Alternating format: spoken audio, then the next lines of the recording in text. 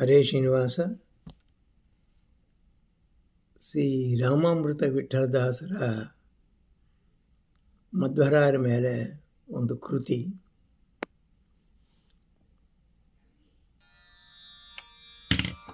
ಮಧ್ವರಾಯರ ಶಿಷ್ಯನಾಗಿ ಮಧ್ವಮತವು ಅನುಸರಿಸಿ, ಮಧ್ವರಾಯರ ಶಿಷ್ಯನಾಗಿ ಮಧ್ವಮತವು ಅನುಸರಿಸಿ, ಮಧ್ವಶಾಸ್ತ್ರ ಚಿಂತಕನಾಗಿ